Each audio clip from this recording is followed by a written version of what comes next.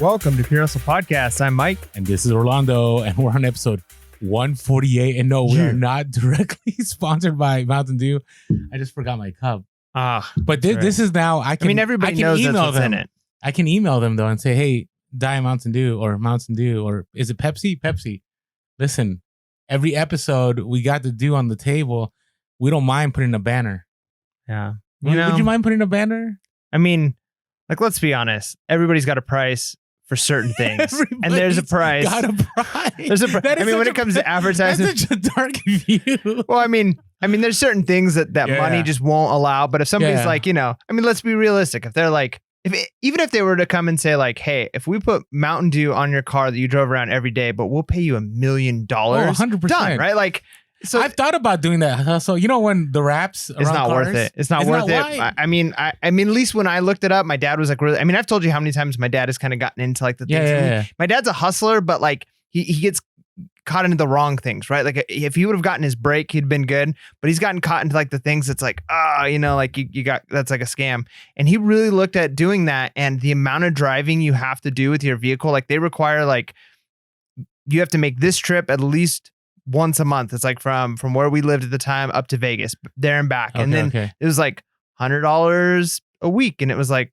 just the gas for that trip. Like it just wasn't worth it. Q4 for me, that probably would work out. Like when I'm doing all that retail arbitrage, just slap a Diet Mountain Dew sticker on my car and maybe I'm good to go. But anyways, just talking about, that's what we're about, pure hustle. Yeah, I mean, there's so many ways to hustle. I mean, you got to figure it out, man. I mean, there's money to be made out there. You just got to work harder. In fact, going back to our most recent level up review, like the idea of like the code and having a goal, I've really been thinking like, okay, what's my goal? And today I didn't even do like a whole lot, but I was just like, okay, if I want to have X amount of money or be debt free or be able to pay off my student loan. So I kind of did some math and I was like, if I want to be here in 5 years, how much money is that going to take? It's like, okay, well, let's break that down into 5 years, divided by 5. All right, let's divide that into 12 months. All right, let's divide that into weeks. Okay, how much money do I need to make extra a week? And then once you start to break it down like that, you've got like a tangible thing. And then even that weekly goal can be high. But then when you're like, all right, $60 a day, it's like 58 and change a day extra. That's doable when you start to think about it like that. 100%. And once you have that goal, then you're like, man, I could just hit up one more thrift store because I need 58 extra dollars every day. If I could do that, then I'm going to have this crazy goal that I have in 5 years. But if you don't have that like target, that focus, I mean, your hustle, man, it's gonna waver. Agreed. And you have to make sure you're making small steps. Like if it's so big, like, hey, I'm going to have, I don't know, $50K for a down payment on something, right? Like if I have no way of seeing that, like you have to be able to see it. I remember when I did the whole debt-free thing, like it was nice. All right, paid off credit card 1, paid off credit card 2. Or even then, like, hey, if we make it this far, we're going to go out to eat here, or we're going to do this. Like there has to be tangible steps. So I agree. And with reselling, I think right now, there's an opportunity. I know a lot of people are killing it right now with reselling, right? And so this is definitely the time to take those tangible steps because, man, I don't know. I just see all these opportunities. And, I was thinking about this, Mike, on the drive over here. I'm contemplating that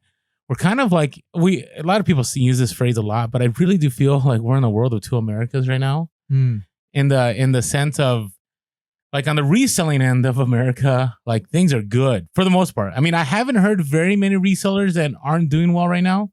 I mean, there may be. I know some of you have reached out to us. There are. I'm 100% believe there are, but for the most part, like it's been really good. Like on Instagram, and I know it's always a highlight reel, but I'm always seeing like, hey, man, this stuff sold that I never thought it would sell before. Or I made this much this week. I made this much this month. And I'm like, wow. And then, there's the understanding that there's the other side that, people have lost their jobs, right? And so now they're looking to reselling to try to make ends meet, or people, are struggling financially from whatever reason, right? Unable to pay the mortgage, or there's health issues and it's not just COVID related. It's more of, okay, now we have a scenario because I don't have my health insurance. And so anyways, I wanted to share this because I thought, right now is the time to try to reach out to each other and help each other out. Kind of like we do on the podcast, right? We're always dropping info. We're trying to share our knowledge.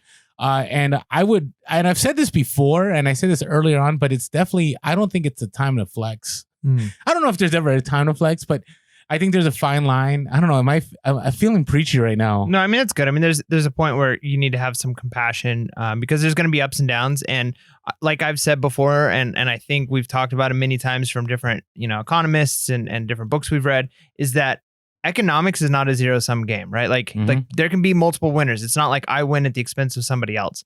So recognizing that, but then also knowing that certain situations that might be outside of like your control can cause winners and losers, right? Depending on how you react to it. And when I say winners and losers, I'm not saying like you're a loser, but like you lose in the situation, whether it's, you lost a job, you lost insurance, you're the niche you were in all of a sudden tanked. Like there's tons of things that are outside of your control that can cause you to have to change the way you're doing things. But one of the reasons why, even in the podcast we've talked about in the past, I don't think either of us were like really where we wanted to be before this happened. But knowing that during economic downturns is the biggest exchange of wealth in the country. So the time when people can move up classes economically that can really make huge differences happens usually when there's some kind of economic downturn. And the only way that can happen is if you're positioned with, capital ready or lots of, you've got resources available that whether it's the housing market drops or stocks are going down or whatever the situation is, and you kind of have to have the money available to make that happen. Yeah, and a simple example is like in San Diego, a lot of people have lost their jobs, but there's a company in San Diego, I heard this on the radio, that they're making a lot of money right now. Like I know janitorial services, some places are making a ton of money.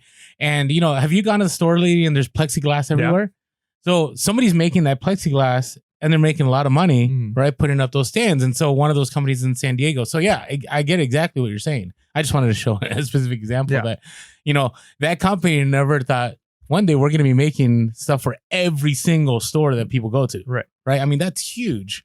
So yeah, I agree. I really felt, I don't know. I just felt the need to share that. Hey, at this point in time, I would be more about like seeking to give people advice instead of just saying, hey, this is how much money I made, right? It's more of like, hey, this is how I made this money. This is how I knew what to source. This is how I knew, how to sell this. And hopefully our podcast continues to be that platform. And if we're not, let us know. There's a comment section below. So, all right. Okay. I just need to share that a little bit. It. So, all right, talk to me. What's going on? How have things been? This is an update episode. Oh, yeah. I love update episodes. So, I mean, things have been pretty good. Again, difficult thing is seeing inventory shrink. I mean, I'm getting more and more things listed that haven't been listed yet, but then not having just the go-to garage sales and thrift stores has kind of been a little bit of a bummer, as always. However, finally, I've been able to find a couple more niches that there's some stuff that I'm able to get on eBay arbitrage, being able to pick up stuff. And even some of the ones that I was doing really well in the past that seemed like they kind of tanked a little bit.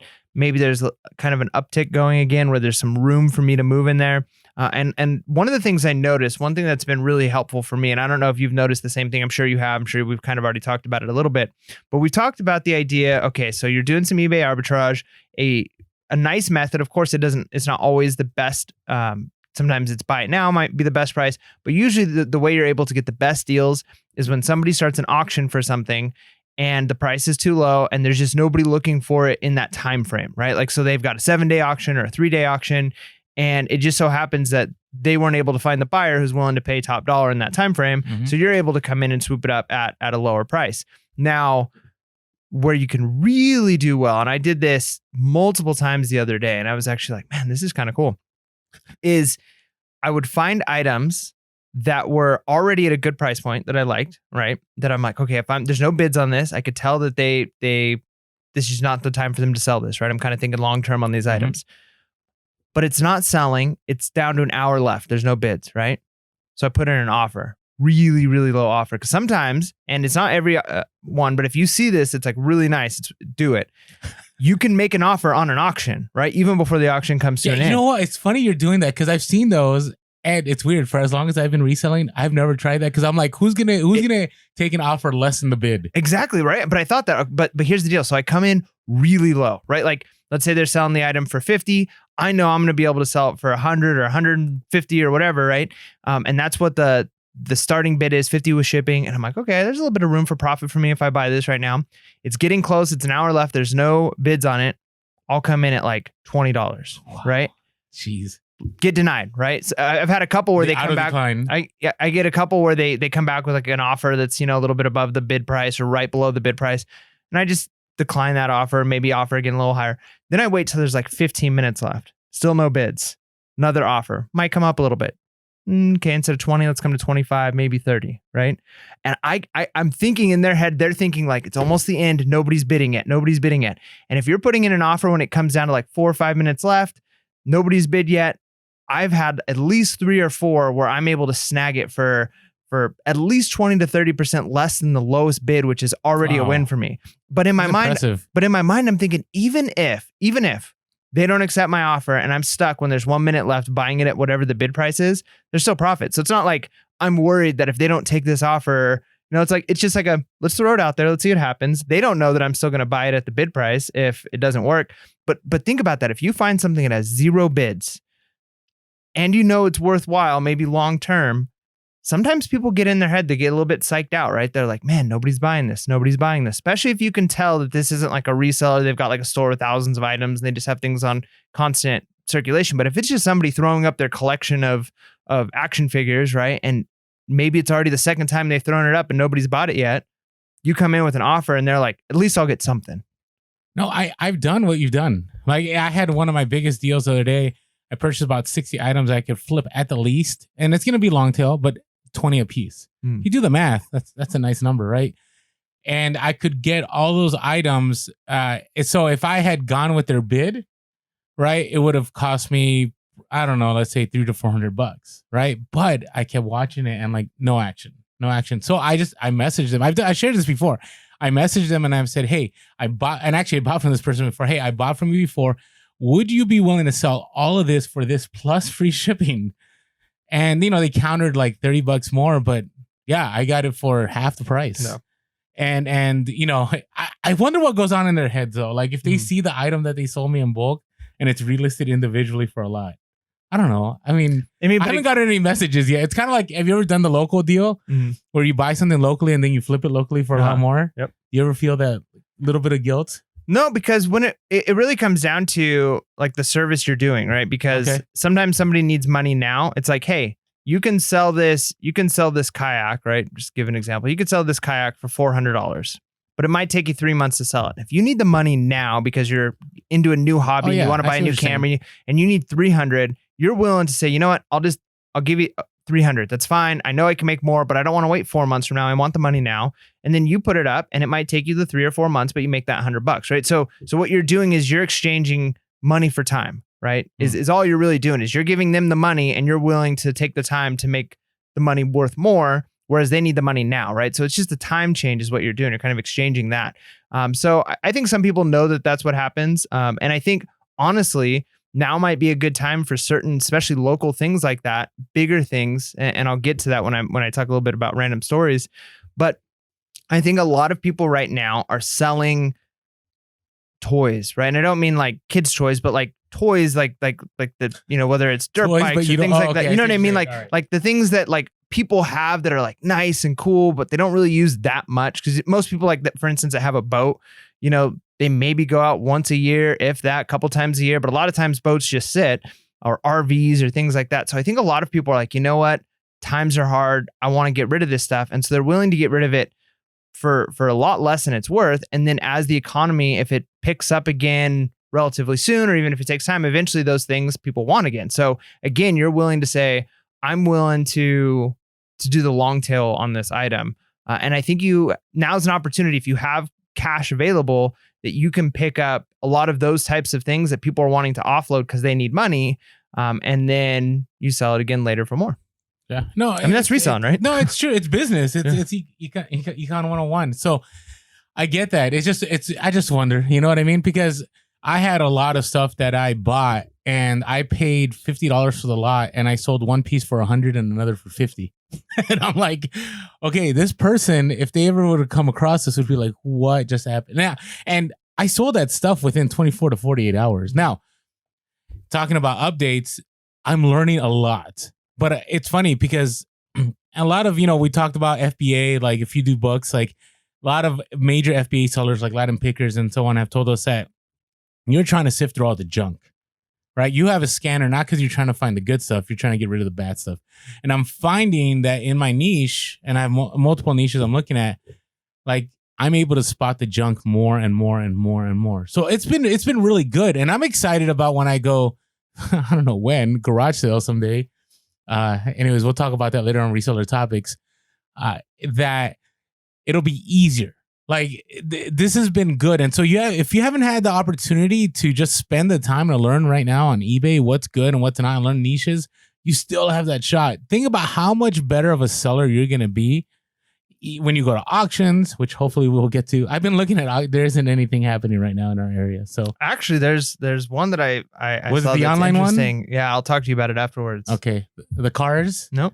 Okay. I think I know. I don't know. I mean, okay. So Mike and I, obviously we live in the same area, so we may be looking at, maybe we're competition, but I haven't, I keep looking. Sorry. I sold the Department 56. Hey, There's still the White House. So stuff is still selling. So anyway, sorry. Good time for that with, elections and stuff, right? I guess so. Or the fact that people are just buying random stuff right now. Sorry. All right. So I'm like excited because I'm like, hey, I'm going to be more efficient at the thrift. I'm going to be more efficient at garage sales, auctions, whatever, you name it. And it's been kind of sad too, because what I noticed that a lot of resellers are doing, and they're smart about this, that they'll put like 1 or 2 diamonds in the rough and the rest is junk. Right. So you gotta be able to sift through that junk. And I've been a lot faster, but I will say it's not as easy. I think Mike and I sometimes, maybe we come across like it's really easy. Like you just search and like, no, like the other day, I spent probably 2 hours looking at different lots. And after those 2 hours, I only found 2 lots that were worth my time. Now, they're highly profitable, but it took some time. And that's already 2 hours built upon the hours before that I had spent researching. Yeah, exactly. But like you said, now you can sift through the junk faster. So it's kind of like it's a cost upfront heavy process as far as time and energy. Like you might spend 10 hours a week studying a niche, looking for lots, and you don't really find anything profitable. But the next week you spend 10 hours and maybe you're making $10 an hour off of that knowledge you have. And then the next week you're making $40 an hour. And then the next week it's $100 an hour, right? Because you've already learned. So you're putting up the time up front to learn the niche, to look for niches. Sometimes I'll spend hours just looking for like, man, what is selling? Like, okay, what's sold in my store? Can I find similar things on eBay? And then so I'm looking, it's like, that's good. Nope. That's a good way. But sometimes it's like I can look up 10 different categories and be like, man, there doesn't seem to be any profit for me to eBay arbitrage. Feels like a waste of 2 hours, right? But now I know. And then when you do spot the one, right, every once in a while, every couple of days or every week or month of doing that, you're like, ooh, I found a door that I could walk through where there's lots of money behind it, right? So it takes time. There's times where I've been really frustrated where it's like, man, like there's just no opportunity, but it's just, you got to keep working, keep grinding, and you'll find it. Do you think those days are done for you? That there's no opportunity? No, I mean, I think it's all about return on time invested. And so I recognize that where I'm at right now is probably not perfect as far as like, I'm always going to have opportunities with the knowledge I have. There's going to be times where there's just no opportunities at all. But if I'm willing to put in more time, the chances of having no opportunities goes down, if that makes sense. Okay, I see what you're saying. Am I willing to invest the time, or do I want to spend the time on things that are more of a sure thing as opposed to, opening up more doors that might make me money down the road? The only reason I bring that up is, I think about, even when we first started dropping the podcast, we used to get comments like, it's because of you guys that like, we can't make money as resellers anymore. And we were like, I don't know, 40 subscribers. Like it was like, and we're still not even big. We're like at 3.4 or something like that. And we appreciate every single one of you. And on the podcast, we have a decent amount. And so I look at this and I go, there's no excuses anymore. Like if we can make it through a pandemic, if we can find ways to source and pivot, like there's always opportunity, but it's about that hustle. It's about willing to, make the changes that you need to make, adapt, and find those items. Now, we talked about in our other inventory pipeline episode that, that may require, you may decide to be one of the chaser resellers, right? You're also chasing the next item, or you're chasing for that vintage item, or You're just having a big store with all kinds of stuff, and people are just consistently buying because you have such a variety of items. All right, other update thing for me. So I don't know where I'm at with Amazon anymore, man. Like, remember when we first started the podcast, I think it was like 60% of my income was Amazon, 40 was eBay. And then I was like, hey, I'm going to flip it. Now I think it's like 90 eBay, 10 Amazon, if that.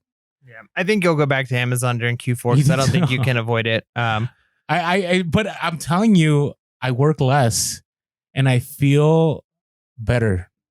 Like I felt like with Amazon, like I'd be on that wheel, right? And what would happen is like I'd have a killer day of sales and then killer day of returns or an IP claim and then killer day of sales and da-da-da. And so with eBay, I mean, I still get returns, you know, but man, so much more control over your inventory, so much more control over returns. Like I can get a return and I can be like, nope, I'm going to give you a partial refund. This was brand new and you destroyed it. eBay, it's like, I mean, Amazon, it's, nope, got to figure out a way to offload it. So I don't know. That's where I'm on now. You're supposed to keep me accountable on something. Do you remember? What was it? Doing the international, but not GPS. Yes, not GSP. yeah, pirate ship. So I didn't do it, but here's why. No. It's not because I wasn't holding him accountable. No. Okay, number one is it was heavier than it needed to be to do simple export. Do you get what I'm saying? So simple export like works, right? And it's a good thing. Am I not up to the mic? Simple export works and it's a good thing, but it has to be a certain weight. So, you know, so global shipping, like, you know, if you have more expensive stuff, I'm all about doing global shipping, right? But if it's not a certain weight, then it's like, hey, you know, maybe it's not worth me spending the time to do it. So I'm trying to find the exact weight. I had it on here. I don't know what it is, but simple export. Let's put more than a pound. You can't do the simple. No, more than 4 pounds. Okay. More than 4 pounds, right? I don't know. I'm going to look it up right now because I know somebody in the comments is going to be like, you guys didn't do your research. I did my research. But does this make riveting podcasting? We'll do the research on the air. No. I'm gonna talk while I do this. So here's the deal. So this item, and I wasn't clear on the last podcast, was that the item needed to be more like the item weighed like 6 pounds and it was a bulkier item, right? So you can't do simple export on pirate ship with that, right? So take a look at the measurement requirements. I'm not gonna take away from everything that's going on here. Okay, it can't be more than 4 pounds. That's what it is. Okay. Right. So I'm looking at the chart on pirate ship right now. Right. So if it's 4 pounds, it's going to be, you know, to go to Canada, it's like $23.95. If after more, there is no more simple export.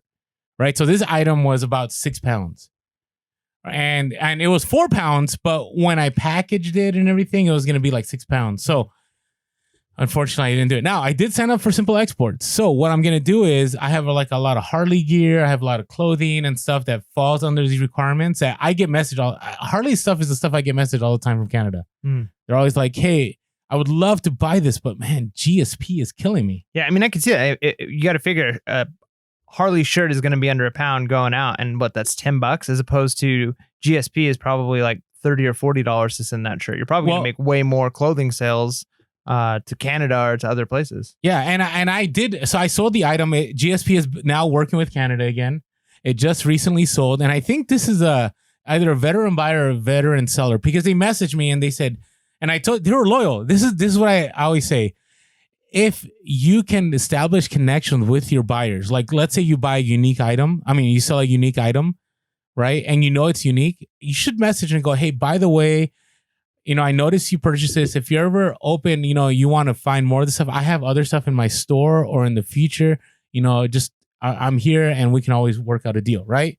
And this is what happened here. So this person messaged me before the last update podcast and said, hey, I really want to buy this. I know you have it under global shipping. I understand why it's not working, but I'm willing to wait. And that's why when I got on the podcast, I'm like, okay, maybe I'll try the simple export, but then it didn't work because of the weight calculation. But now you know, knowledge. Now I know. Now I have to know. It's good. It's good. I'm glad for that opportunity. And I'm glad this loyal buyer stayed with me. So they actually messaged me and they said, hey, listen, I get it's Pitney Bowes that's responsible for these high fees. Let me show you a screenshot. I don't know. Have you ever seen a screenshot of what a global shipping screenshot looks like? Mm-mm. Okay. So they sent it to me. So this item, all right, cost about $85. So for me to ship to Kentucky was about like $20. Mhm. Okay. They have to pay. So the shipping, international priority shipping, because it has to go priority shipping. So there's tracking, right? So if from here to Kentucky, it doesn't matter, but Kentucky on it has to. So it was $53.45 to Canada, right? That's what they had to pay in total. So I would say, $20 to get to Kentucky, and then they pay the other $23 to get to them. Then on top of that, there was a $20 in import charges, right? So not too bad. And they probably had sales tax on top of that. So double the price of the item. $80 item is going to be $80 for shipping and taxes. Now, I was a good seller and I did refund them $10.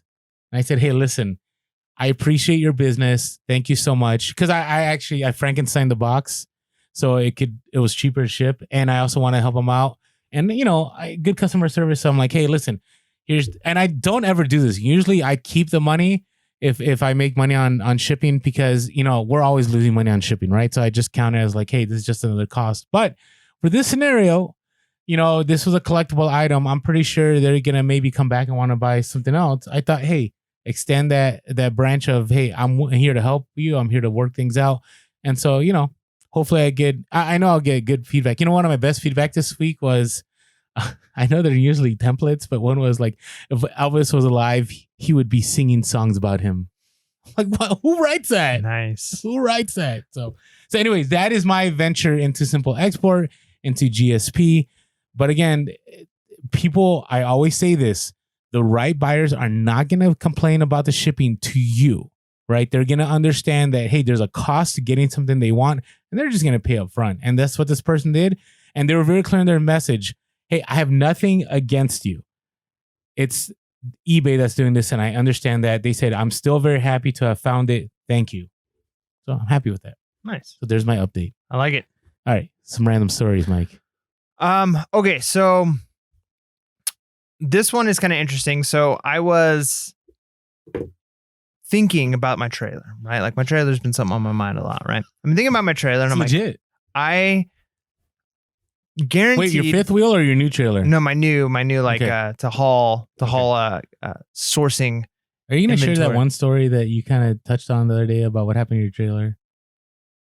Oh, somebody hitting it? Yeah.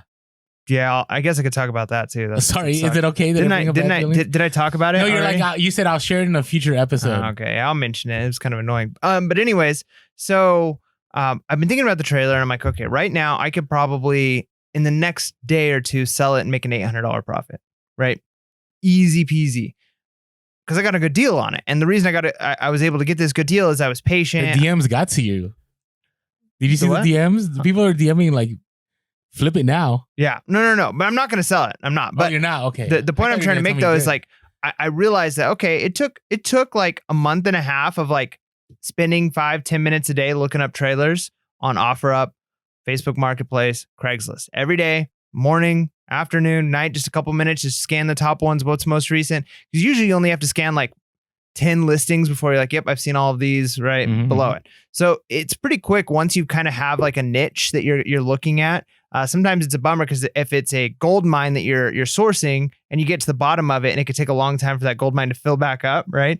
But like with things like this, it can make it go quick, right? Because it's really fast. It's like, oh, I only have to look at 4 or 5 listings. None of these are good. None of them are good deals. Maybe send a couple offers. But what I thought is, okay, and again, you can't ever replicate something, but let's say it's once every 6 weeks, I'm able to find a deal similar to this on something like a trailer, right? $800 profit minimum for a pretty quick flip. So if I can do that, it would be cash. It'd be cash. Yeah. It would just be like a straight cash. Now trailers is a little bit more because you're dealing with like, there's actually like, you got to report it to the DMV because it's like a vehicle, it's a vessel. But then I was thinking, because my brother-in-law, he's been flipping. It's really funny because my brother-in-law is not a reseller at all, but he's always flipping stuff on Craigslist and Facebook Marketplace. Just because he buys a toy, like he buys a new dirt bike and he rides it for a little bit and he does a little bit of work on it, slaps a couple stickers on it and sells it for like $600 more than he bought it for. And then he goes and buys a bigger dirt bike or something, right? Like he's always just doing that just because, and he doesn't need the money. They have plenty of money. They've got tons of toys. It's just something he does for fun. It's like, oh, I found this thing that I know a lot about, this car that I can spend like $200 on it and be able to sell it for $1,000 more. But he's not a flipper. It's like weird. It's just like a fun little hobby that he occasionally does with things that he likes. Like if it's not something that he likes, I could tell him like, hey, you can make $500 if you bought this and fixed it and sold it. And be like, I'm not interested, right? But I was thinking like, okay, like maybe this is like an avenue I need to consider, right? Like, so the trailer got me thinking about it. And then I started talking to my brother-in-law about specifically things like dirt bikes and go-karts and things like that. And like, okay, what are some good brands? What are prices I should be looking for? What kind of work would it take to get some of these fixed? Like, what's the simple things? And so I'm really starting to think that even if it's like $500 to $1,000 extra a month with a few hours of work, just a little bit of research, find an item, and then just cash local trades for things like that. I think that might be like a new path I'm taking just from this idea of like, look, I can go to garage sales and thrift stores and there's plenty of money there. And it's kind of nice because it's not as dirty and grimy to deal with. But if I can buy a little dirt bike for $500, pay $300 to fix it up and then sell it for $1,500. Yeah, you could. Definitely could. There's plenty of people that do that. And I'm kind of what I mean, and I don't know anything about like that kind of stuff. I don't work on cars. I'm not really skilled, but we have YouTube, right? And I feel like I can learn things. And so I'm kind of interested in doing just an experiment of like, okay, I'm going to start small. I'm going to give myself like a $500 or $800 budget, and I'm going to do small little things like this, and I'm going to see how far I can get in a year. And I'm going to keep track of the money, and I'm going to keep reinvesting into it. And I'm going to see, will I be able to do this enough that I could build a small garage and I'm moving vehicles, right? Like, who knows, right? Like, I don't know what it's going to take to be there, but like, you never know until you try and you start playing with it. And maybe I hire some high school kid who can come over and tinker on dirt bikes and just pay him a little bit. So I don't know. So my mind is starting to think about new alternatives and options for making money, which just goes to show like there's so many things out there that you can do. If you're willing to look at it, and maybe I try this for a few months, I'm like, this is miserable, I hate it, and then I pivot and I find something else. And that's the thing, you got to find what you enjoy. Yeah. You know what I mean? And we've said this before, like we could, I say that like it's not a guarantee, but if we wanted to scale, we could scale. But you always have to give something up, right? Somehow, right? We talk about time, like doing that would take a lot of time. Yeah. Right. A lot of research, a lot of figuring things out. For me, I'm not mechanically inclined, so I won't even touch that. But am I willing? And I've done it before, where I've bought something like similar, like like a car before, and I knew that if I paid somebody to just fix this couple things, I would be able to do a quick flip. I've done it before. Did I get as much joy from it? No. Was the money nice? Sure, but it wasn't something I constantly wanted to do. Right. So that's the beauty of reselling, that you have options. I mean, we can go. I mean, one day I can come in and go like, hey, I'm going to start flipping houses. Like, you know what I mean? Like, that would definitely make our podcast entirely different. Yeah, and it would take a lot more capital, but it'd be nice if we can get there. I mean, who knows? No, maybe but maybe that's our Thursday episode, is our real estate. No, I know a fellow teacher of ours well, you weren't around, but he was a professor at a college, kind of like that. That's what I still think that's going to be my next step one day. Like, I'm probably going to. I've already taught college, but I thought maybe I'd go back one day. But he's like, he was in his 50s and he's like, I want to try something. And he started flipping houses and now he loves it, right? So you never know. I've talked about wanting to do real estate, right? But I'm waiting for the right time, and I think we're getting there. But all depends on how the economy goes over the next few months. Yep. Yeah, that's great to hear. Thank you. So out of nowhere. Yeah, I mean, who knows? Who knows whether it's going to go anywhere or not? But it might. And I figure it doesn't hurt. I mean, I've spent $500 on a Macy's return box, right? Yeah, that takes so much work. That just like, and we've got an interview coming up this Sunday. You guys are really, really going to enjoy it. And we're going to be talking about things like that, buying pallets, buying liquidation. And there's money to be made, but it's a slow turnaround sometimes, right? Like sometimes it's like you spend $500 and I'm going to make $200 profit over a year, right? Yeah. Like the way I'm selling at least the inventory that I got. So I was willing to spend the $500. Let's see if this works. Is this a model I want to go down? Why not spend $500 and buy a go-kart and try and fix it up and paint it and see like even just things like that, like sometimes you get something. Like one thing I saw on I think it was a TikTok, and I've seen other people do this, but like it gave me an idea, was I love how TikToks become a source of information. Yeah. So somebody took an old beat up looking like what's the toddler brand with like all of like the plastic toys and stuff. Anyway, Fisher Price. Yeah, Fisher Price. Okay. So it's like a Fisher Price like basketball set, right? And it was all like kind of beat up looking and faded from the sun. And the guy took the netting off and he took a blowtorch. And if you go over plastic with a blowtorch just lightly, it brings back the color, like shiny, shiny, shiny. And so it took this like old faded like toy basically and made it look brand new. And so it's like, sometimes just doing things like that, like you can go buy a bike, right? Maybe it's bikes you get into. You do a little bit of work on it. You just touch up the paint and you spend $50 just making it look nicer. You might not even do anything else, just make it look nicer. And then people are willing to spend, twice as much because it looks nice, right? And you didn't even actually do much to make it like structurally better or whatever it is. I just wish I was one of those people. I do have certain skills, but there's certain people that they just know things. Like, but you could. I mean, no, I know, but I think about, I've talked about when I first started my reselling journey, right? It was me and my 2 other buddies, and we had $20, and we were gonna try to see how much we can make on the $20. Well, my buddy Kyle, his first flip was an RC car that he knew about, $20, and he flipped it he did the same thing. He bought the RC car for $20. He knew what needed to get fixed, so he took it somewhere, they fixed it up, and I think he sold it for like $350. Right? I'm like, and then he told me later that with that money, he bought a what are those 4-wheel vehicles you go in the desert with? Like a doom buggy? Yeah, something like that. Sandrail? Yeah, something like that. I think he paid like the 300 and something, and then he flipped that for like $3K. Yep. All he did is he knew that he needed to touch up a few things and clutch cable and like little stuff like that. And then, sorry, Kyle, if I'm sharing your life story here. And then he did that and he flipped it and he bought a car. Like it's just a fun car to have. And I'm like, I want to be that kind of. Now that takes having certain knowledge, and I think we all have access to it. It's whether do we want to go down the road to accessing that information. Yeah, and sometimes it's like it's not worth it. But I've done enough like handiwork around my house, and like I've done car work and stuff, and it's not something I find necessarily enjoyable. True. You set up your solar panels, man. Yeah, I did. That was crazy. But I know that I can learn that stuff, and the nice thing is I kind of feel like it makes you like a Renaissance man, and maybe that's the right term, maybe not, but like a little bit of everything. A jack of all trades. Okay, jack of all trades. I don't know, like it's kind of a cool thing that like, okay, so I've in my past been into so many random hobbies, everything from kites to drones to board games to videography, like so many. I could just list like the most random stuff. Fish breeding. I don't know if I've ever told you that story. I used to breed fish. Just so many hobbies. But the cool thing is there's times when I'm like just hanging out with people, you meet a stranger, you start talking to them, and it's like, oh, you like RC cars? Yeah. And you all of a sudden know like quite a bit about RC cars because you learned about them so that you could fix them up and sell them. Like it's kind of cool because you can learn a little bit about a lot of stuff, and it makes you like easily connectable to people. It kind of builds that charisma. Like I don't remember who it was.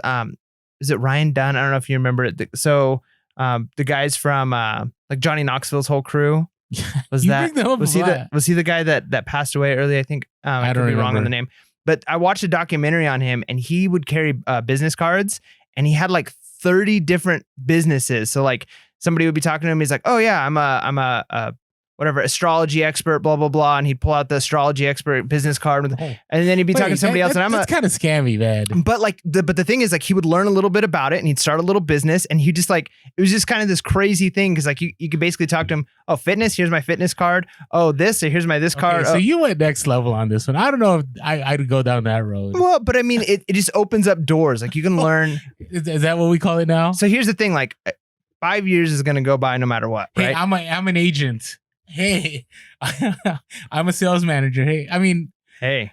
Now, no, I've heard stories like that. I know by the way, I saw this too on TikTok, but I guess there's a story of like the founder of Under Armour, like he had 2 business cards. He had one that said president and one that said sales manager, right? And depending who he talked to make himself legitimate, he pulled out that business card. So, wow, we went down like the Alice in Wonderland rabbit hole right now. That's what this podcast is about. That's what we're about. All right, What about you?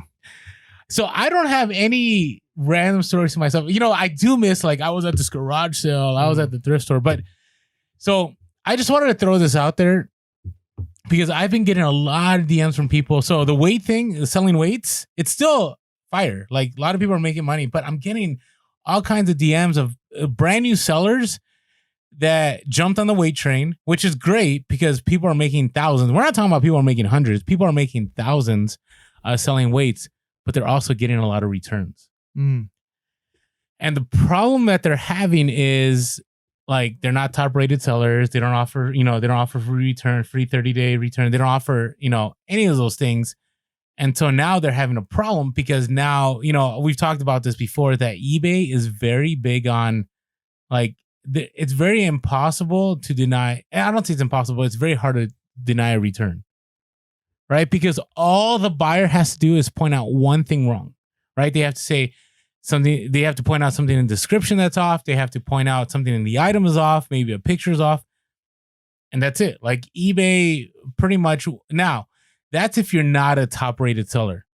If you're a top rated seller, eBay, I really believe, protects you a lot. Like, have you had any issues with returns? You're a top rated seller now, right? Yeah. No, I don't think so. I mean, like right now we have this weird thing going on where the USPS lost a package and the person keeps complaining to us, and there's like negative feedback stuff coming towards us from them and complaints and account but every time we call eBay, like they immediately work with us. And I think, yeah, part of it is we've built a reputation of we always work with the buyers. We have great metrics, right? So yeah, I mean, being a top rated seller certainly helps you in the long run, especially if you're dealing with a customer who's, doesn't have as many transactions as you have, right? Like you're going to come across as the person who's, you've got integrity, you've proven yourself valuable and worthy in the community, and that's going to be beneficial for sure.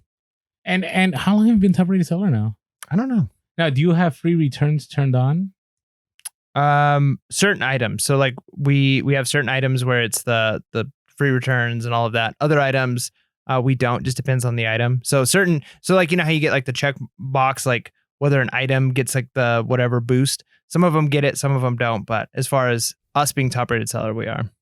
Okay, so the reason I say this is because I get a lot of people that are like, I'm not going to accept a return. And again, do what's best for your business. But if you're selling stuff that is expensive, that is very much something that is volatile, right? So, right now and I think the weight market's still going to be up because, like Los Angeles just said they're going to have a stay at home order till the end of July. End of July. And I'm not saying what is right or wrong. I'm just saying that's rough. Like I'm struggling right now, and it's only been a little over a month, right? So, but that means that some of these markets are still going to be hot, right? Now, there will be a time when, the supply is going to outpace the demand, but not yet.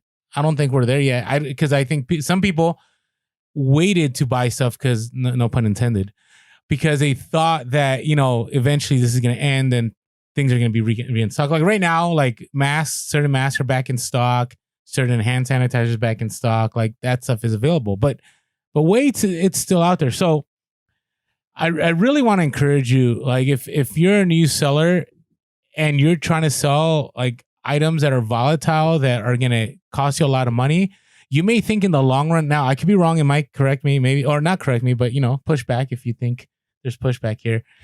Yeah, you're wrong. No, I'm just kidding. That if there's an opportunity for you may think in the short run, like, hey, if I accept a return, like I'm going to be out that money.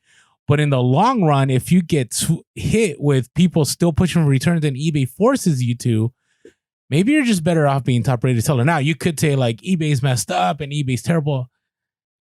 Regardless of all of that, it's their platform.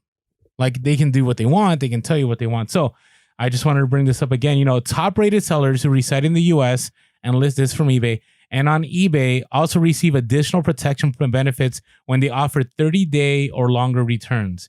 They're eligible for a shipping label created for false item not as described claims, and they can protect themselves. This is the key one.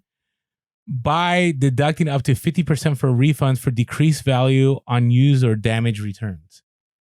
Right? And I think that's a big deal because I've had a lot of returns that were like a win-win for me, right? On multiple levels. One is it got damaged during shipping, so I file an insurance claim, right? And I get it back and I resell it, and I'm making money on both ends, right? Or a buyer isn't happy with something and they use it like it's a new item. They open it and it's like, oh, what am I going to do? So you can deny the return, but you're in a tough place if you deny a return. I mean, it escalates and you don't know where things fall. Or you get it back, you do like up to the 50%, you deduct it, and you may get pushback. But if you're a top rated seller, my experience with eBay is that they're very good at protecting you in that case, right? I'll read it, what it says here. When you issue a refund for an item that was returned after it was used or damaged by a buyer, and you have a track record of delivering on your service promise, again, Top Rated Seller demonstrates that, we'll give you the ability to protect yourself. Top Rated Sellers can deduct up to 50% of the refund to recover the decreased value of the item. If there are any issues with buyers that may negatively impact you, we'll take care of them by removing any negative or neutral feedback, defects, and open cases in service metrics. And I know right now during the whole COVID thing, there's actually another layer on top of that.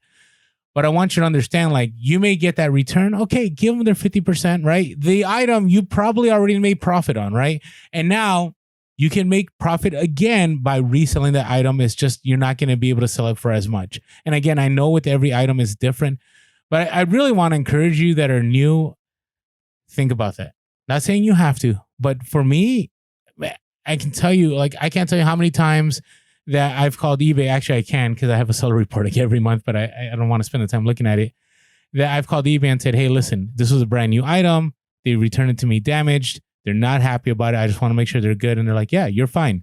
You can give up to the 50%. And if they're upset, we'll take care of you because you have consistently delivered on what you said. So. Yeah. Building that track record, and you got to think long term. Like, there's going to be times where, you eat the cost, but who do you want to be as a company, right? Like, this is your company image, and ask yourself, if you were the company you want to be, as far as like, do you want to scale to where you're making 6 figures a year?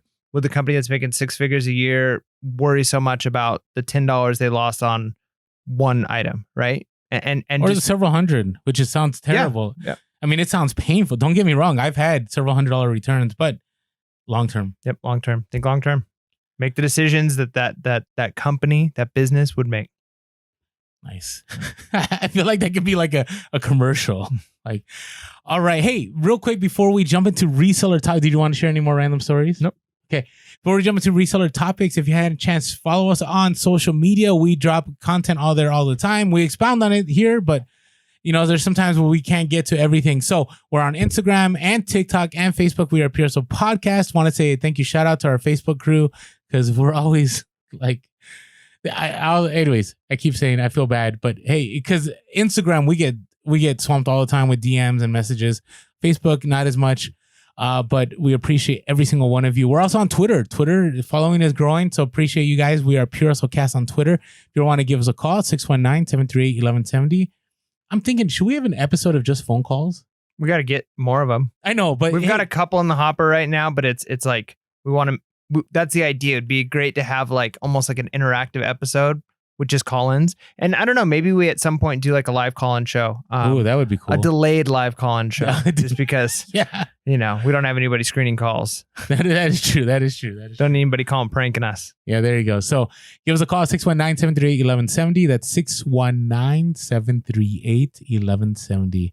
Somebody told me I'd say it too fast. I decided to slow down. Slow it down. DJ voice. All right. PureHustlePodcast@gmail.com is our email. PureHustlePodcast@gmail.com.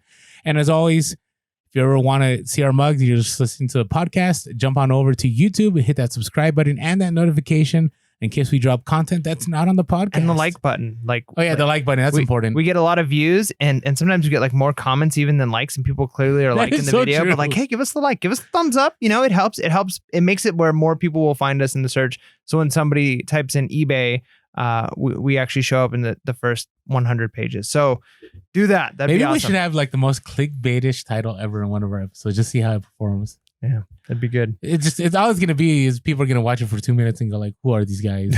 Right? Unsubscribe. Thumbs down. Thumbs down. Hey, and thank you guys for all the reviews. Really appreciate the reviews. They've just been awesome. We're getting closer and closer to 300. And thank you guys for those of you who have been buying our shirts recently. And thank you for being patient. We have a 3-day handling. Did you know that for our shirts? Oh, wow. Well, I do that because I always fear that like I'm going to forget or something, I'm in charge of the shipping of those. So be mad at me. But I thank you guys for your patience. And I've shipped out some priority right away because I'm like, ooh, we want to get this to you guys. So anyways, thank you guys. Thank you for all the support. Really appreciate it. All right. Are we ready for? Whoa. It is that time where we are going to discuss the things that matter most in the reselling world, bringing you the information that you need to make a profit, better your life. It's how we roll. Orlando, over to you. Thank you so much. Thank you, Michael. In today's reseller topics. So it is, I do find that that sound is not the cheesiest sound, but it's up there. Well, yeah, that's there. the point. But- It is the cliche news sound. Okay, so let's talk about managed payments a little bit. We kind of touched on this a little bit last time. It's happening. Like, you have no choice. Like, once July hits, everybody's going to be having managed payments. But there's been some blowback. Like, in the reselling community, several YouTubers have spoke on it. I drop stuff on Instagram. Like, my comments are like, managed payments is the worst ever. Blankety blank blank. Like, people aren't happy. So I'm kind of like, okay, well, I'm waiting till July still, but it kind of concerns me. I still haven't gotten a clear answer of daily payouts. A lot of people have said there isn't daily payouts. So, and I thought by now I would be able to get an answer. Let us know in the comments. If you get a daily payout, I want to sleep better. Because if I'm not going to get daily payouts, now I know people will say, well, if you're worried about getting daily payouts, well, man, your business is already in trouble. I'm not saying like I have the money to cover things. I just rather have the money there for a return instantly, or the money, because sometimes, again, we're not going to have our PayPal anymore, right? So it's going to be either you make a separate bank account or you make it in your main bank account. Well, I'm sure. So two things push back on that. So one, if you're not getting the payout, right, but there's a return, I'm sure that money is usable because it's through the eBay payment system. But you know how sometimes like you and I get why people actually say, seems a little safer. Well, it's a little safer unless you're using that money right away. But here's the thing too. Here's my other pushback on that. Okay. And I get that some people want that, but for you to say like, hey, like I want to know daily payouts, you have been kind of opposed to the idea of like the fast nickel of like, hey, maybe take a little bit less because then you can reinvest that money. You have capital faster. You're willing to wait an extra month to get a little bit more money on an item. So once you get that, what's an extra day to actually have the cash? Yeah, I don't like, especially because I sell some higher end items at times, I don't like the fact that money's not there. Like, I love it on PayPal where, somebody buys something and I get the whatever, $300 like instant, right? I'm not stressing. And that's why I like eBay more than multiple reasons, but more than Mercari and more than Poshmark, because those things, like, you got to wait till the person gets it and then they have to give you a review. And that's a lot of time lag, right? To get your money. I mean, it's your money. This is something you sold, right? So for me, it's more of a security thing. Like, I like that instant cash, right? It's, now Amazon has trained me, like, I got to wait 2 weeks, right? But so much happens in those 2 weeks. Like, I really have no idea of what money I have because it goes up and down, return, or here's an Amazon fee or fulfillment delay or whatever it is. So it's just instant, but that's not why that's one of the reasons there's blowback, because people do like the fact that when you get, your money in PayPal, it's there. Like, right. And I transfer it from my PayPal to my bank account and I'm good. The other is that managed payments, and people are like, there's some end of the world scenarios here that people are playing through. And I'm not sure if it's going to go that far, but so there's certain things you can't sell when you do managed payments now, right? So you can just type in Google eBay managed payments and you scroll down and you'll get to what you need to. But now, we don't sell these things, but adult only items, I know a lot of people sell those, so that's going to kill some of their business. Airline, rail, and cruise tickets, right? Auction services, bullion, coins and paper money is a big one.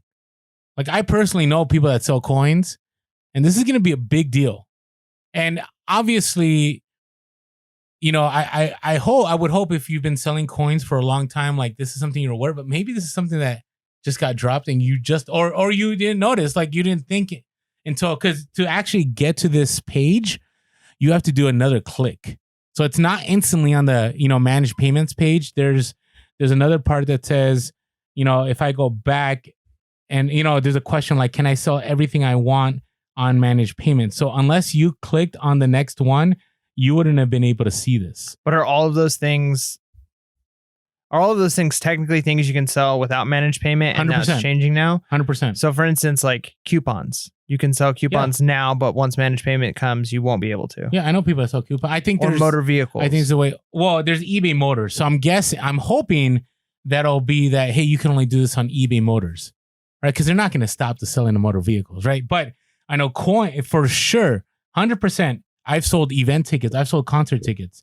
Now that could be because maybe eBay sold StubHub, right? And maybe they don't have that right. I don't know. I'm The not. coins one seems weird to me though. I wonder what the purpose of that is. I don't know. Or even bullion, right? So like if you're a collector of because if you just are buying silver and gold, right, or like coins, but if you're buying like a certain mint, right, like the treasury made like a certain rare edition of like a silver bar bullion, it's only 1 ounce, but even though it would normally only sell for $18 or $20, whatever, this print will sell for $60 because it's a collector item. Like those are the types of things that people are selling on eBay. So it's surprising to me that like coins, because how many people coin collections, right? Like it's almost like stamp collections. I wonder. No, I know. There's some people that I know a guy that he just sources coins on eBay and flips coins on eBay.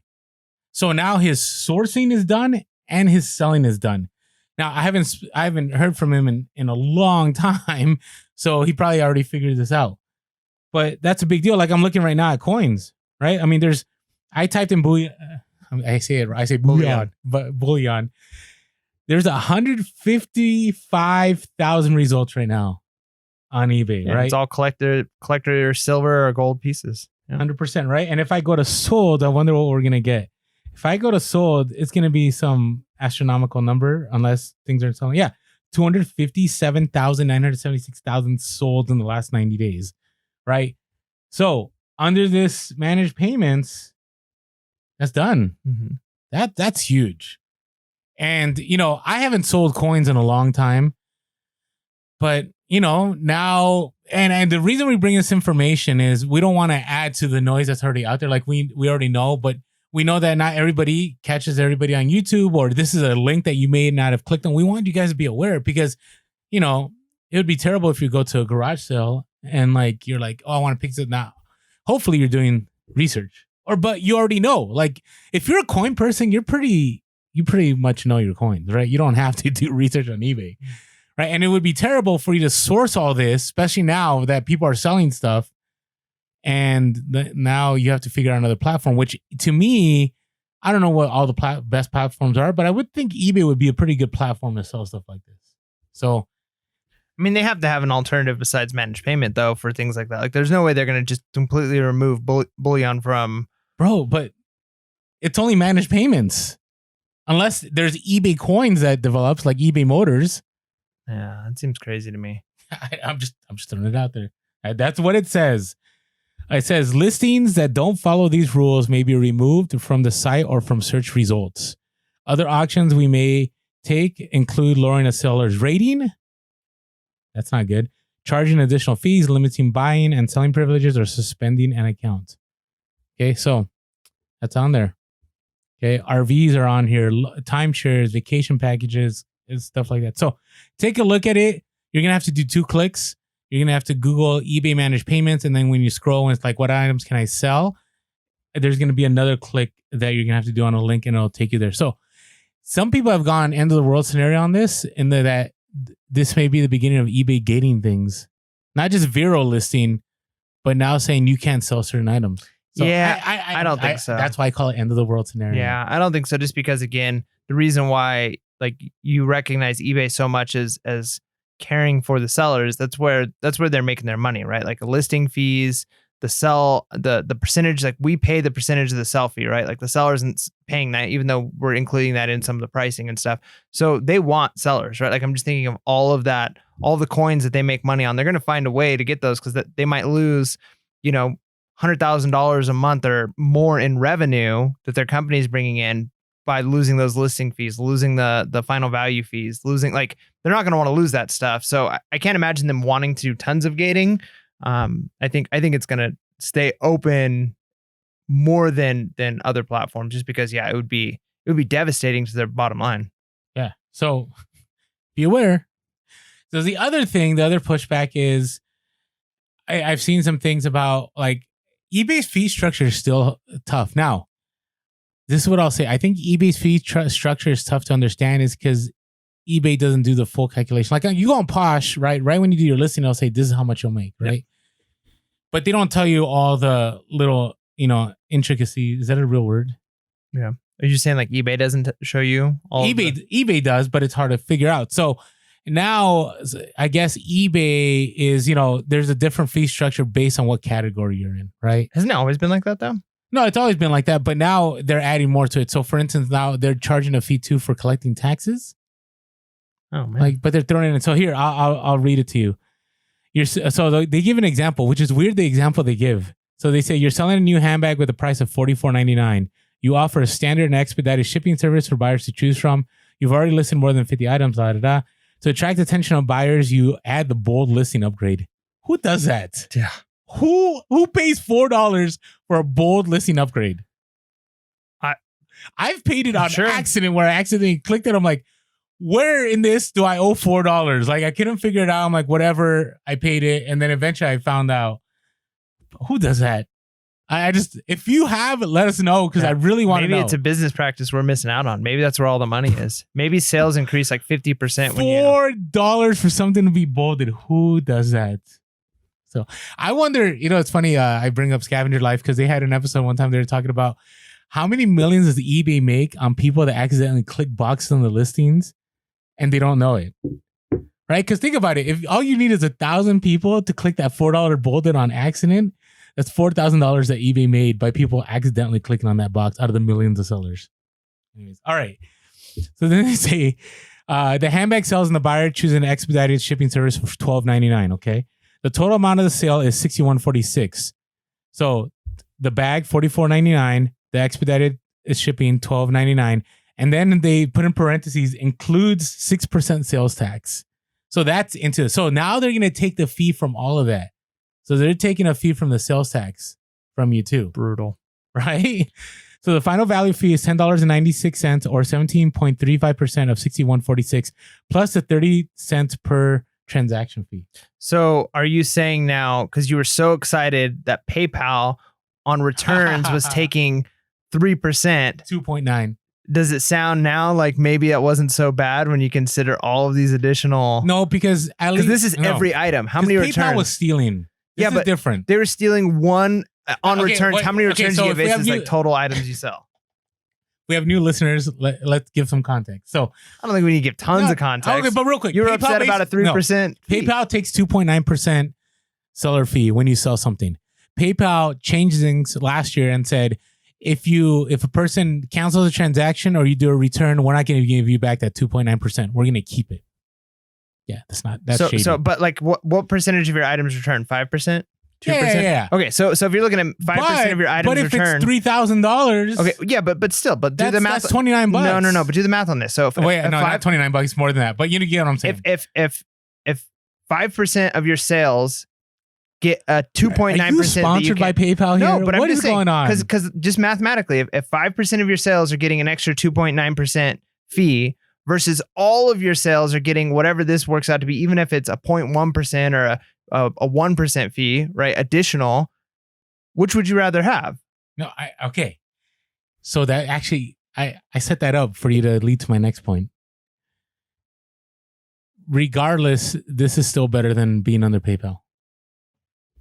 Right? And here's the bottom line. The only reason we know this is because eBay has been willing to tell us. Right? Where now, Poshmark just gives you a number, right? They're just like, this is what you're going to get paid, right? eBay could just say, this is how much you're going to. No, right? But see, here's the problem with the eBay one is it goes up and down, right? So like, automatically. So it's so confusing. That number, so you could say they tell us here's this giant algorithm that they use, and you can use these charts to figure out based off of how many listings you have and how much you'll pay, or it's like just flat 15% fee or 20% fee on certain products, right? So like you're paying 17% on this, which isn't really that much cheaper than the 20% on Posh, right?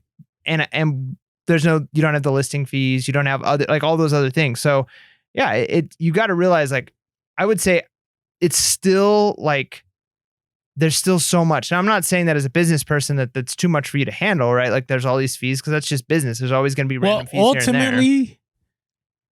We still have it good. But why do you say it's better than PayPal? Like what is your reasoning? Because it's ethical. Because eBay is telling us, hey, this is what we're going to take. Because I'm pretty sure if the person cancels it or the person returns it, you're going to get your fees back. PayPal's like, nope, Okay, so but they're being ethical because they told you. But what about this? What if PayPal said, all right, we're gonna if you if you buy the trailer from someone and you chose to not buy that trailer and the person's like, I'm gonna keep $29, would you be okay with that? Okay, so what I was saying is, if PayPal were to say, fine, you get your 2.9% back if there's a return on the 5% of items you deal with returns, you can have your 2.9% back, but we're gonna charge 3.5% on every item now. It ends up being the same for them, right? Like, you'd be happier with that. Like, it comes down to bottom line. You can't say like, oh, it's a return. Like, it's a fee. You use their service, right? Like, if there's a fee for something, you can go, for instance, if I go to the swap meet and I pay $1 to get in and I walk around and I don't buy anything and I walk out and I'm like, hey, I didn't get anything. Well, sorry, you used our service. You came here. The only concession I'll give you out of all of this is ultimately eBay and PayPal fees is a drop in the bucket based on the amount of money we're able to make by using those services. No, for sure. I'm not. That's the only concession I'll give you. That's it. I'm not going to give any more. Yeah, all right. Whatever. It's funny because Mike and I are such good friends. It's so funny. He'd rather lose an extra $500 a month on fees than to know that that eBay or PayPal. I'm a justice guy. I want justice. You pay $500 extra a month because it's set up. I mean, all they have to do is change the way they're doing it, like, and you'd be happy. Like, it's not the money. Yeah, the justice thing. That's interesting. All right. On a happy note, if you have GoDaddy bookkeeping, are you using GoDaddy right now? No. Okay, sorry. Oh, actually, yes. No. QuickBooks, not GoDaddy. QuickBooks. So managed payments now syncs with GoDaddy. Nice. So that's a win because that was one of the reasons I was holding out on doing managed payments because I was like, I need things synced up. I love GoDaddy because GoDaddy syncs my Amazon, syncs my PayPal now because I'm going to be using PayPal with other services. Will now sync my managed payments and it syncs all my credit cards. One-stop shop makes it really easy. And QuickBooks isn't bad. I don't know if QuickBooks syncs all that though, but I'm just happy that. So if you're wondering if you had GoDaddy and you're like, I'm holding out, and I'm still going to hold out because I really believe I think there's going to be some other things that are going to have to be worked out like from now. Because, whenever a new program gets worked out, I'm always a fan of waiting to be one of the last people to use it. But I have heard people saying that their sales go up when they switch to managed payments. So maybe I'm leaving money on the table. I don't know. All right. Are you ready to go to the store that shall not be named in San Diego? I wouldn't mind. I'd love to walk into a thrift store again. Yeah. So they're opening here soon. And they're soon. So, okay. So now I know this is local news that I'm sharing on the podcast. We're a national or international podcast, but I know different parts of the world are opening at different times. And so I'm always interested because I've received DMs right now. They're like, hey, they just started going to stores and like the prices are worse, which I'm kind of shocked at.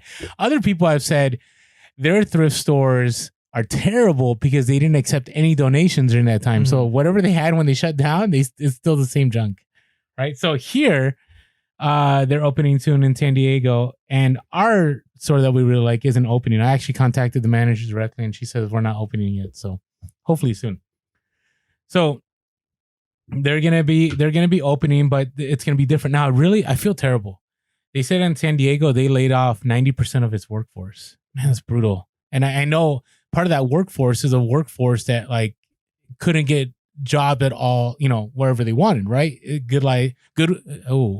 I'll say it in this time because it's a good thing. Goodwill, provides jobs for opportunities for many that wouldn't have those opportunities available. So it's a good service. Now, they are going to have some new rules. So donors. So now they're So what I like about what they're doing here is that they're not opening right away. They're going to have like a week or two of donations and then they're going to open. So that's good, right? It says Goodwill says donors have never been required to sanitize items before donating. Their responsibility will remain on the customers to wash anything they purchase. Okay. So that's not really changing much. I mean, people could say whatever they want. Those stores aren't set to open up back yet. Preparation on the way to do it as safely as possible. Stores are very full, which is a good thing. So maybe we want to hit the thrifts and ready to be open. Of course, we want to see our shoppers again. We are putting in sneeze guards. So I wonder if that's just like at the registers. Yes, it's the register. Right? We're putting in markings to let people know where they need to stand. And that's a business that we did not take opportunity in. Yep, there's a lot. How many stores have you gone like 6 feet or here's the arrow? Like those sticker businesses are making a killing right now. A killing. Yep. All right. Where do they need to stand for checkout for social distancing? In the meantime, focus will remain on one drive-through locations, which expect to get busy. So prepare to be patient or come back at a later date when there's less of a line. So that's good. So I'm going to be on my little routes. I'm going to be scoping out, like, are there lines at this store? Are there lines at this store for donations? And the other thing is I'm hearing from some of our listeners that in certain stores, there's like a one way to thrift. Like you go in and you have to like follow the path. Like you can't just go wherever you want in the store. So I don't know. We'll see how things go. We have friends up in LA that told me that their inventory is getting on 1 month quarantine before they put it out. Yeah, and that might be a little much too. Like again, we're not doctors, so don't take any advice that we give as medical advice. But it seems like on most surfaces, it's like 24 to 48 hours, maybe 72 hours, right? On certain surfaces. For most germs and viruses, right? Like there's very few that can. If that's the case, right? So like if a package gets like sorry, I'm interrupting, Mike. I do that. I haven't done it as much lately though.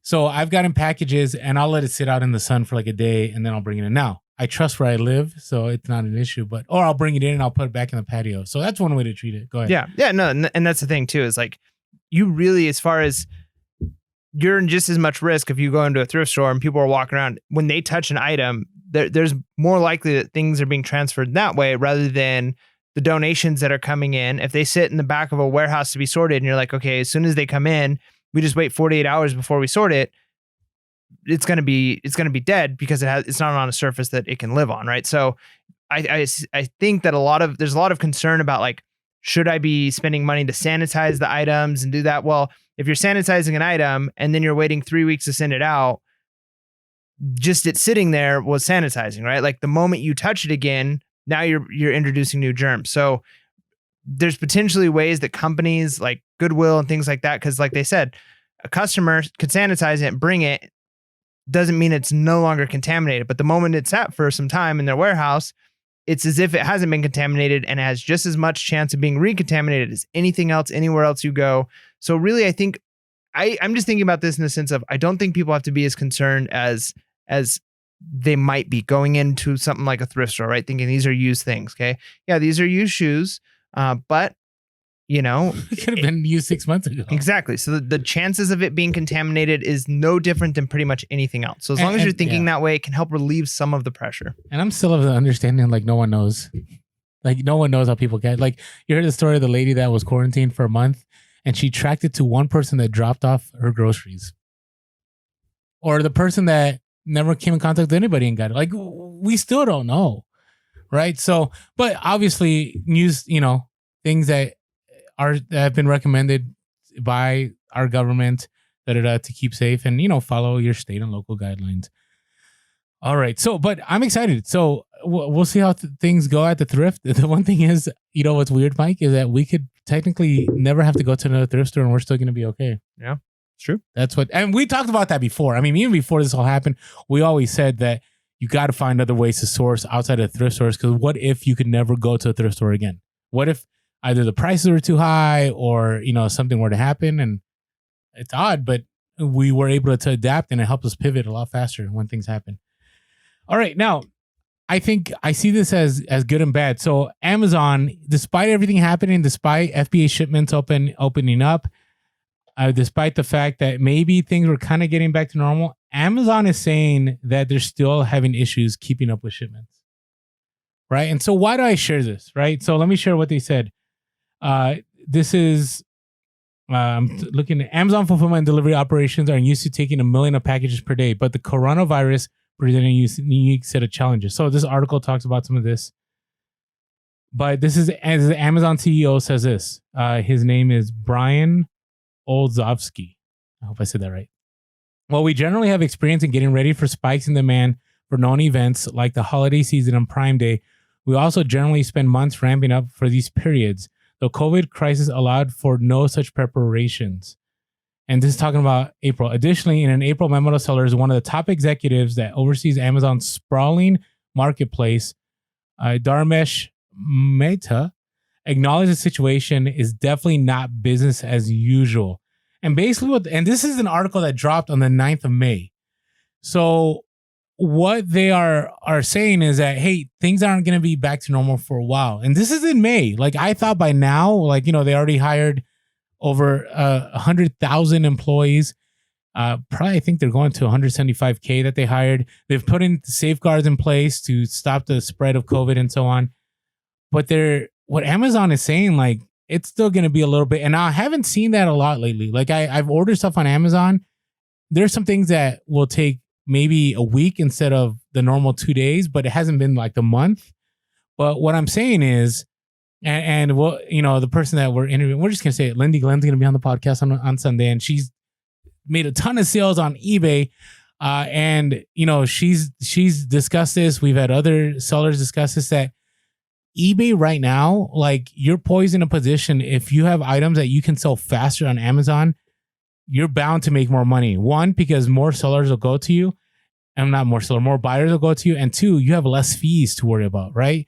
And you have that unfair advantage because you have the inventory with you, and you that same day can pack it and ship, where Amazon doesn't have that. So what I want to do is I want to encourage, you know, based on what Amazon is saying, like, hey, if you're still selling stuff on eBay, keep doing that, right? Continue to look and go, hey, if I were to send this into the FBA warehouse, what is the lag time going to be from me getting it, you know, sourcing that online arbitrage, sending it to the FBA warehouse, and then for it to check in, and then for it to sell? Like, what am I going to lose and what am I going to gain, right? You have price drops, you have competition to deal with. Maybe the best option is just, once you get it, list it on eBay right away, sell it, get that money while shipping is still an issue. So you want to add anything to that? No, I think that's great. Okay, anyways, because it's been good. Now, one more thing I wanted to share.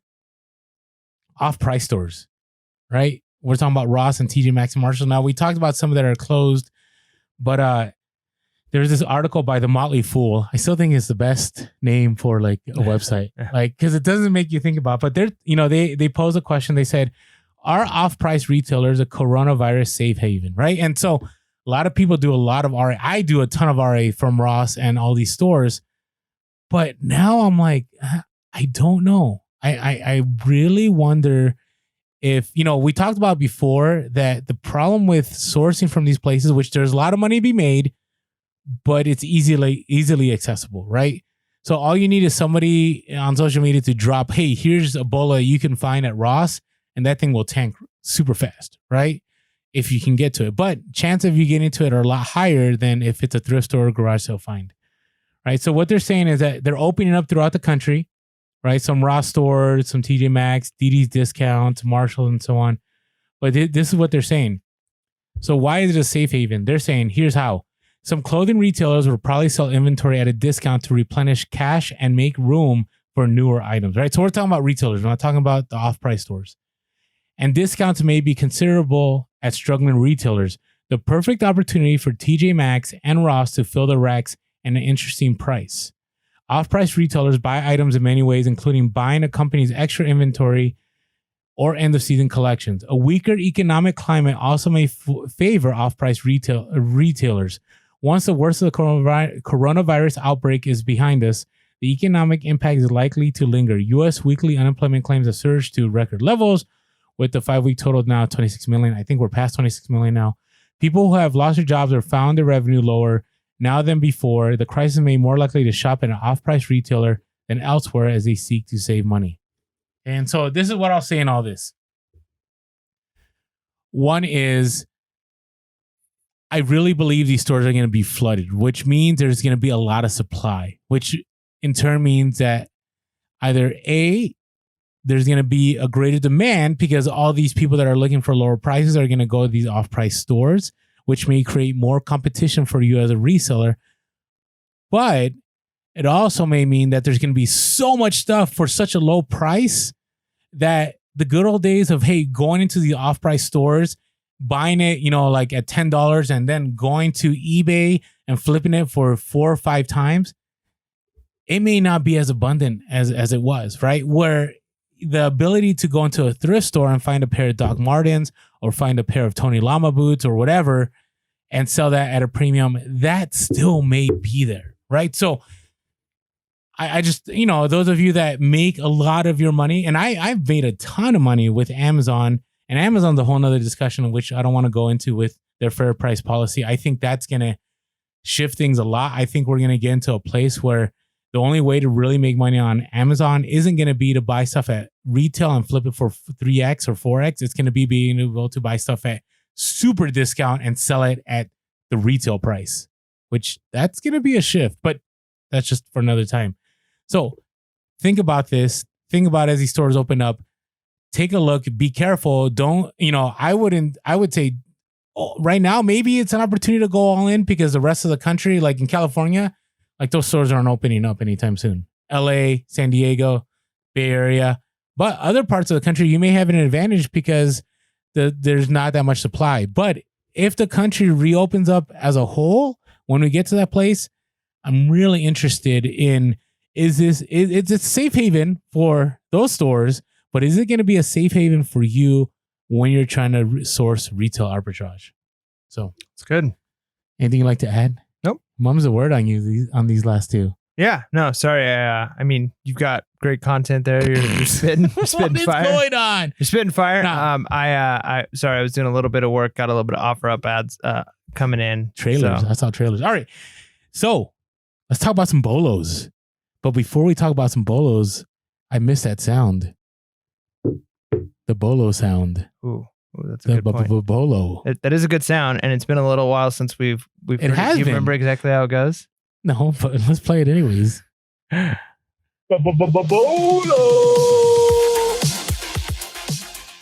Yeah.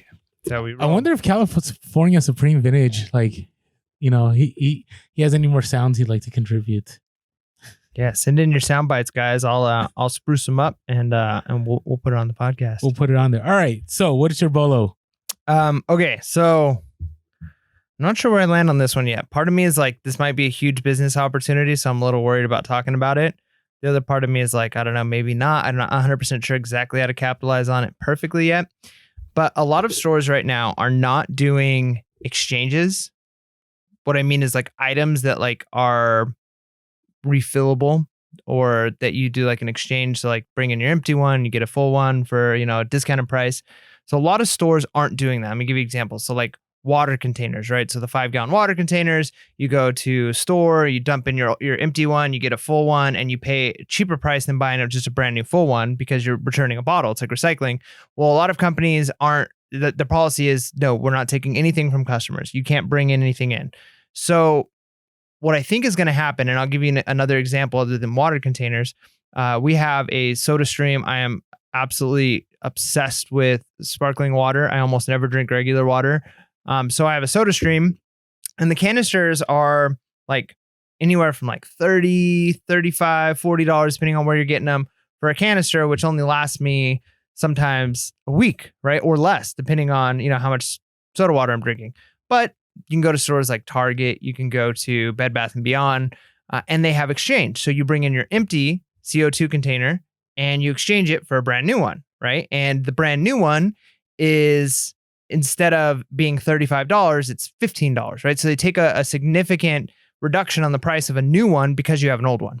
Well, right now we went to Target and we kind of want to try it again. We're hoping we didn't miss our window here. Like, not that we're like scammers on anything, but we brought in one. We only had one with us to do an exchange. We bought a new one and they wouldn't take the old one, right? They're like, sorry, we can't take your old stuff. Sorry, we can't do this deal. And we're like, but you still have the sign up that says $15 if we bring in our old one. Like this, like you have the sign up that if we bring it in, you'll give it to us, right? And so they were like, fine, we'll give you the deal. So they gave us the deal, but they let us keep our old one.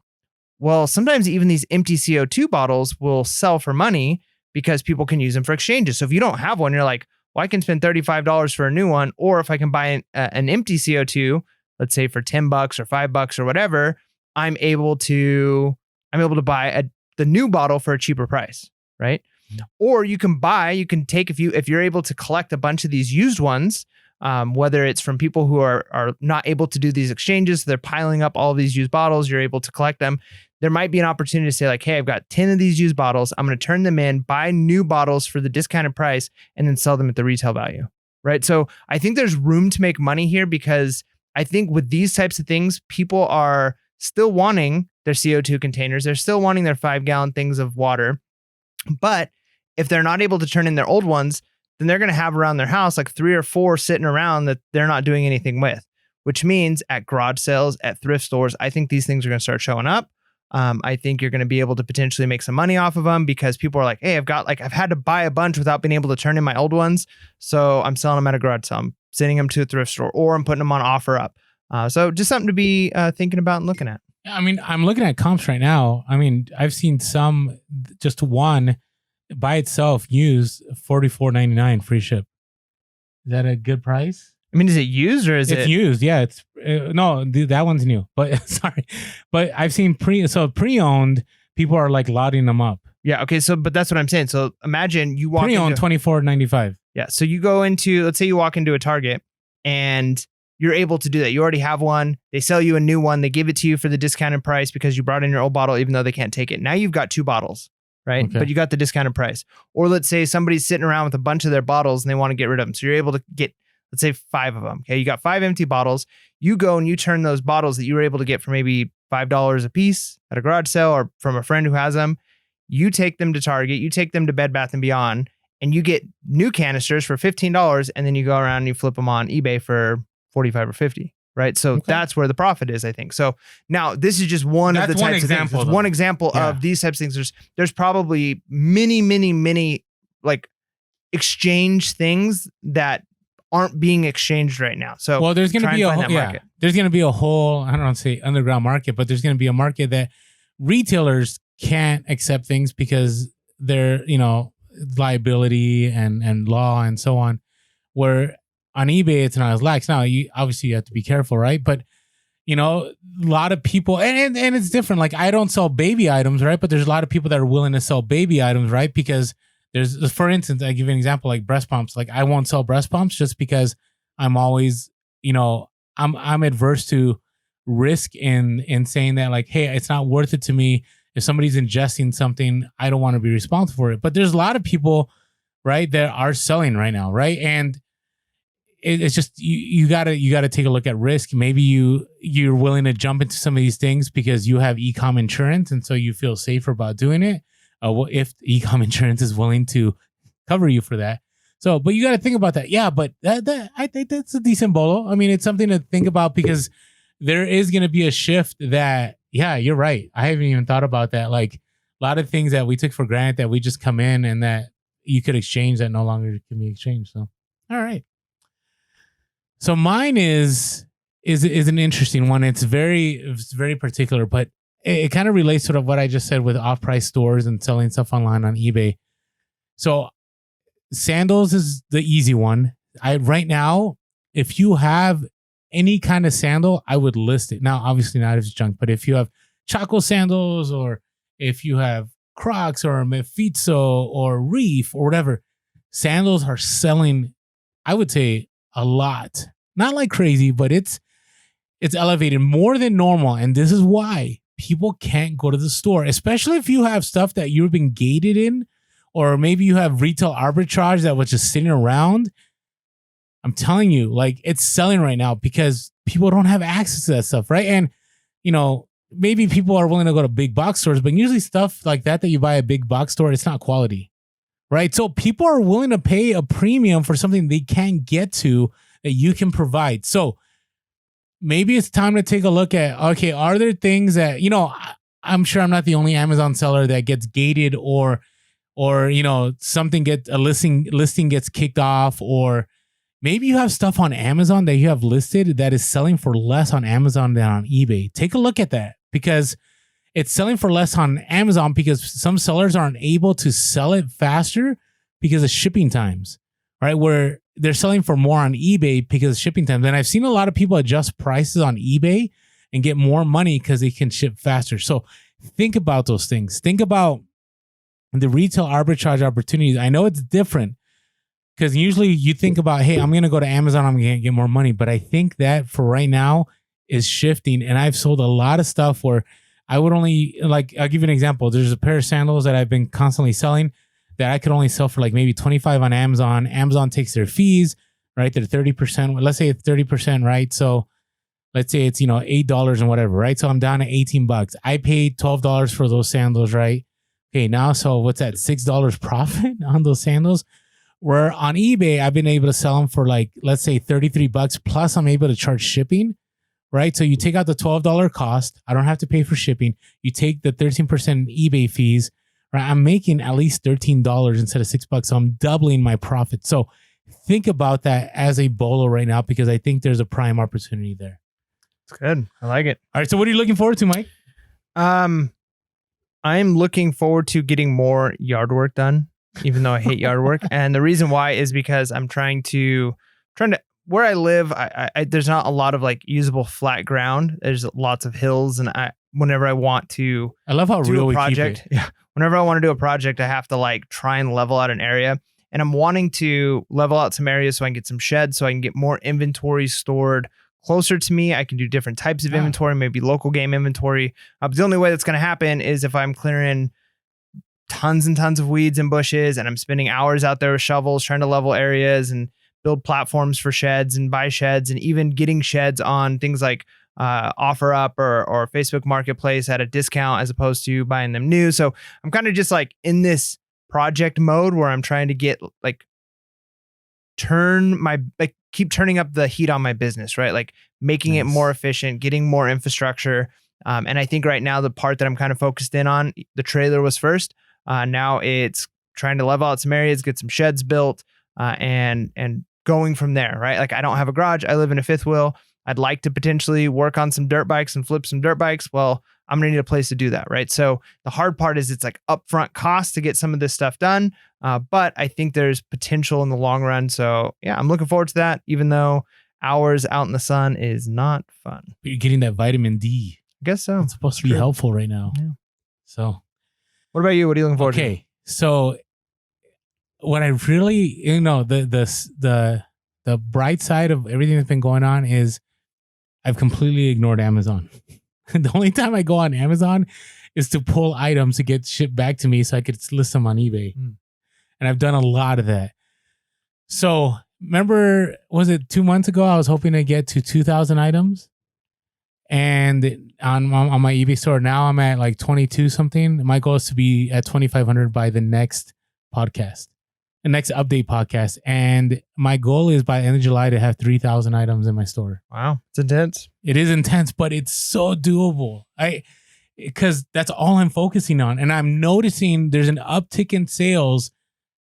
Once I got over 2,000, there was an uptick in sales. Now, it could have been because of what's happening right now. But even on my slow days, there's still good days. Right? So that's my hope. It's funny because I actually was contemplating moving, right? And because of everything going on, I'm going to keep running lean. And I'm running lean because my hope is to take bigger steps in a year from now. So if I can get to 3K listings, right? If I can get sales to a certain level, I mean, I can scale, right? That's what I'm looking to. But, there's a lot of uncertainty. So all I know to do is, hey, I found items that I can source. I know I can easily hit that 2,500 by the next podcast as long as I put my head down and just keep focusing. So I'm thinking about that. I'm also contemplating what I'm going to do with Amazon. I don't know right now. Like I've been tempted. That's the problem with social media. I love social media. I think it's great. But I see all these people doing online arbitrage and I'm like, should I be doing that? Am I missing out? But then I see people going like, hey, I made 20% ROI. I'm like, 20% ROI? Like, that's a lot of work. There's a lot of work. That's a lot of risk. Like, do I want to take that risk right now? And, the beauty of social media, we've run into some major eBay sellers. Like, I think about Matt Klein. Like, Matt Klein, for a reason, he chose not to. I mean, he had stuff with Amazon, but in his interview, he had talked about, if you don't know Matt Klein Hustle, you should follow him on Instagram. He's great. But he had talked about how he did a lot of Amazon and now he's doing eBay. He just eBay. And just before Amazon did that, we're not doing non-essentials. Like he didn't have anything on Amazon. So he's been killing it on eBay, right? We know others, like a lot of sellers that we know are killing on eBay. And I feel like it's a safer route to go. I think on Amazon, you can definitely scale, but there's so much risk involved in Amazon. It's almost just a different business. Like, I think that's part of the thing too, is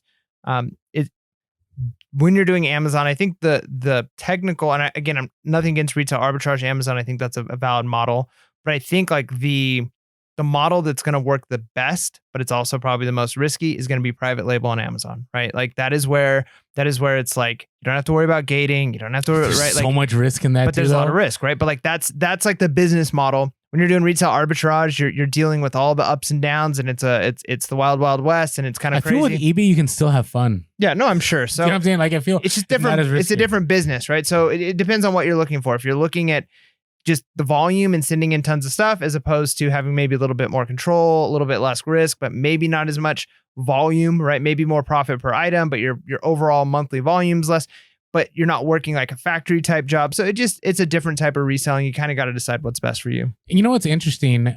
I'm having these conversations in my head, but I've heard OG resellers that have been on YouTube for a while having these conversations 3-4 years ago. Right? And so I'm wondering if this is just the process of reselling. Yeah, could be. Right? You come to a crossroads and you either, because I know some that have been. Maybe it's a little bit of burnout. Burnout in the sense of like you're tired of playing the Amazon game, but when you first start losing on Amazon. But when you first start, the potential is so intoxicating. Think about it, you get this chart and you're like, I made thousands this week, and it's only like, well, you made thousands, but you made a little bit of those thousands, right? But I think it's a progression where some people eventually they do go. I know some that were all reselling and they went private label and they're done. I know some that went reselling and did real estate and they're done reselling. I know some that went reselling and they did everything and then eventually landed on eBay, right? So it all depends. You got to find the model that works for you. But I'm having to contemplate. But right now my focus is going to be on eBay and just building that store and seeing, will things feel different once I get past 2,500 listings? I don't know. We'll see. So hopefully I'm not buying a lot of junk. Yeah, we'll see what happens. So I like it. All right, man. Well, we went long. We had some long episodes last time. So anyways, appreciate all of you. Thank you for tuning in. Thanks for listening. Thank you for your support. And hope you all have an incredible week. And with that being said, make sure to be real, be relevant, and be reselling. Peace.